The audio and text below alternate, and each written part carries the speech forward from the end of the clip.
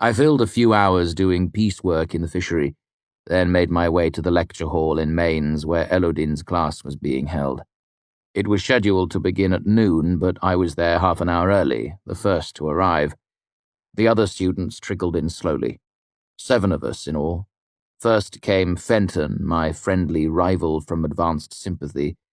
Then Fela arrived with Brian, a pretty girl of about 20 with sandy hair cut in the fashion of a boy's. We chatted and introduced ourselves.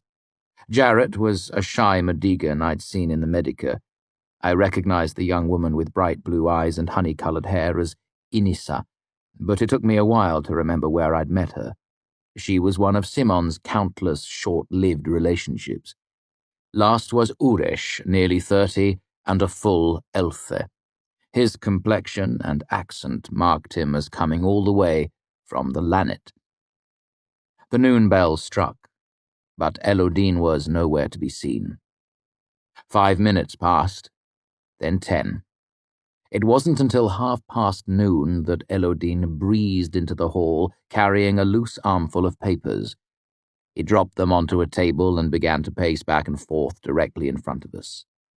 "Several things should be made perfectly clear before we start," he said without any introduction or apology for his lateness. "First, you must do as I say. You must do it to the best of your ability, even when you don't see the reasons for it. Questions are fine, but in the end, I say you do." He looked around. "Yes?" We nodded or murmured affirmative noises. "Second, you must believe me when I tell you certain things. Some of the things I tell you may not be true, but you must believe them anyway until I tell you to stop." He looked at each of us. "Yes?"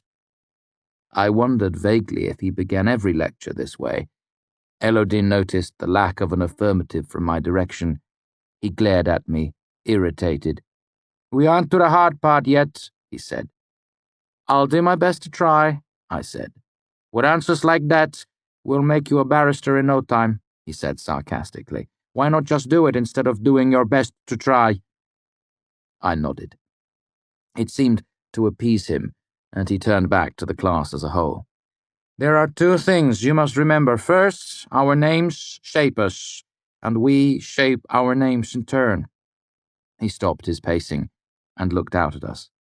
"Second, even the simplest name is so complex that your mind could never begin to feel the boundaries of it, let alone understand it well enough for you to speak it." There was a long stretch of quiet. Elodin waited, staring at us. Finally, Fenton took the bait.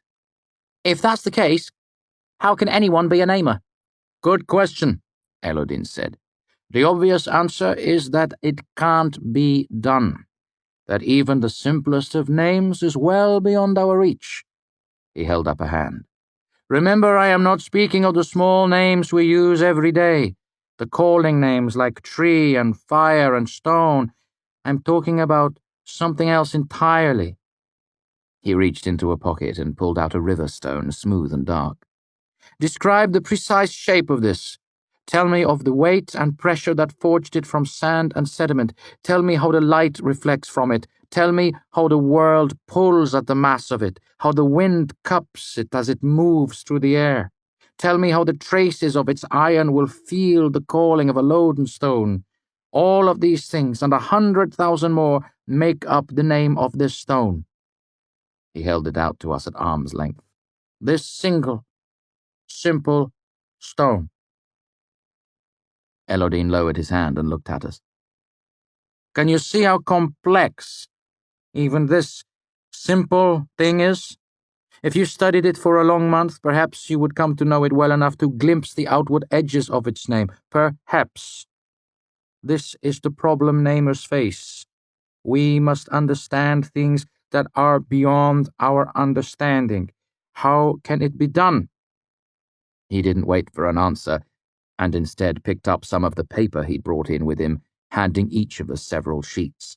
"In 15 minutes I will toss this stone. I will stand here." He set his feet. "Facing thus." He squared his shoulders. "I will throw it underhand, with about 3 grip of force behind it. I want you to calculate in what manner it will move through the air, so you can have your hand in the proper place to catch it when the time comes." Elodin set the stone on a desk. "Proceed." I set to the problem with a will. I drew triangles and arcs. I calculated, guessing at formulas I couldn't quite remember. It wasn't long before I grew frustrated at the impossibility of the task.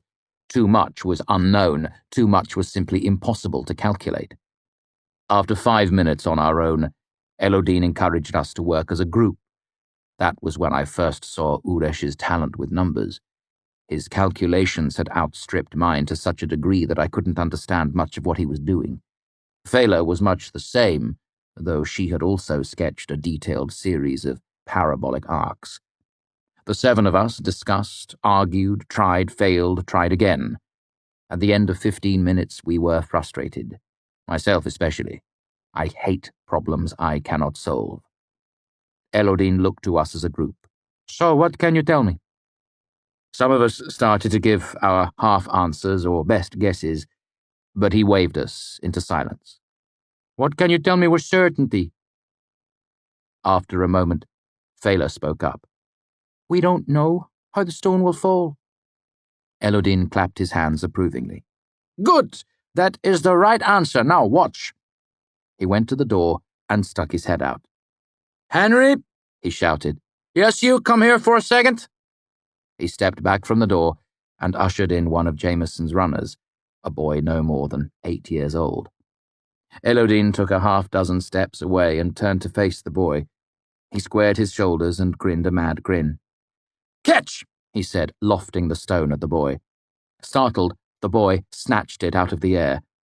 Elodin applauded wildly, then congratulated the bewildered boy before reclaiming the stone and hurrying him back out the door. Our teacher turned to face us. So, Elodin asked, how did he do it? How could he calculate in a second what 7 brilliant members of the Arcanum could not figure in a quarter hour? Does he know more geometry than Fela? Are his numbers quicker than Uresh's? Should we bring him back and make him a Rayla? We laughed a bit, relaxing. My point is this. In each of us there is a mind we use for all our waking deeds. But there is another mind as well. A sleeping mind. It is so powerful that the sleeping mind of an 8-year-old can accomplish in 1 second what the waking minds of 7 members of the Arcanum could not in 15 minutes. He made a sweeping gesture. Your sleeping mind is wide and wild enough to hold the names of things. This I know, because sometimes this knowledge bubbles to the surface. Inisa has spoken the name of iron. Her waking mind does not know it, but her sleeping mind is wiser. Something deep inside Fela understands the name of the stone. Elodin pointed at me. Kvothe has called the wind. If we are to believe the writings of those long dead, his is the traditional path.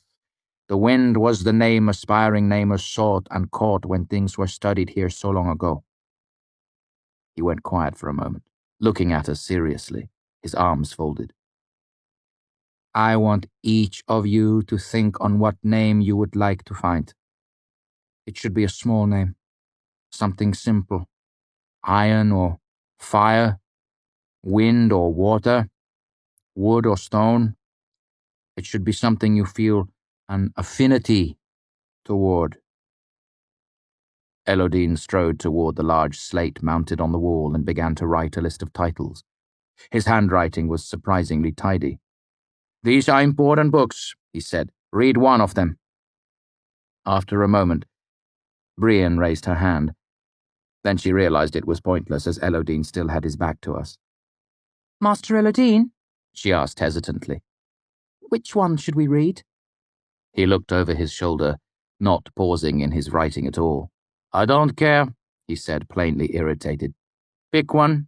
The others you should skim in a desultory fashion. Look at the pictures, smell them if nothing else. He turned back to look at the slate. The 7 of us looked at each other. The only sound in the room was the tapping of Elodin's chalk. Which one is the most important? I asked. Elodin made a disgusted noise. I don't know, he said. I haven't read them. He wrote Entemerant Voistra on the board and circled it. "I don't even know if this one is in the archives at all." He put a question mark next to it and continued to write. "I will tell you this. None of them are in tomes. I made sure of that. You'll have to hunt for them in the stacks. You'll have to earn them." He finished the last title and took a step back, nodding to himself. There were 20 books in all. He drew stars next to 3 of them, underlined 2 others, and drew a sad face next to the last one on the list. Then he left, striding out of the room without another word, leaving us thinking on the nature of names and wondering what we had gotten ourselves into.